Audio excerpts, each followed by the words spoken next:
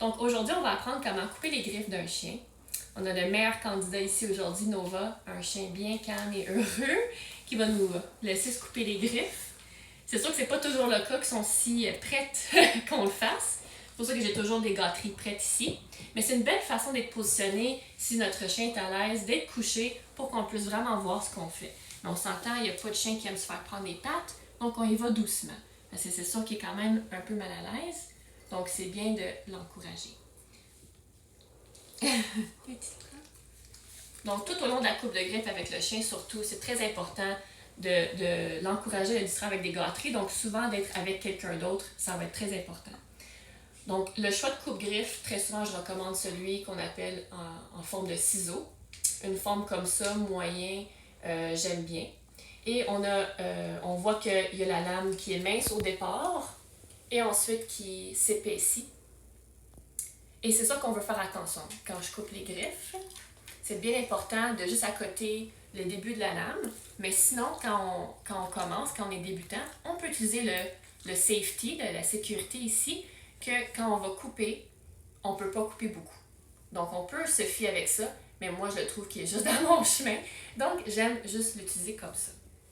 Donc, on a des chiens qui ont des griffes blanches, donc comme transparent, où est-ce qu'on peut voir la veine. On voit que quand la griffe commence à être plus à la base, on voit quand même que c'est pas transparent, que c'est rosé. Donc, quand on va vers le haut, on voit que c'est blanc, que ça commence à être pointu et s'amincir. C'est là qu'on veut, désolée Nova, c'est là qu'on veut aller couper.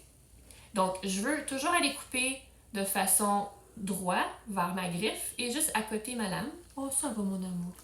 On y va doucement, bravo. Donc là, je sais des deux côtés où est-ce que je vais. Bravo! Et je coupe le petit bout pointu.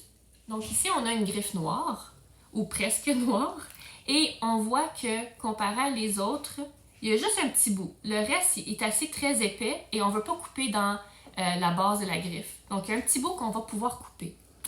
Bon, Nova. Donc, je vais couper. Et c'est comme ça. Là, on voit que c'est bien épais, il n'y a pas de petite pointe.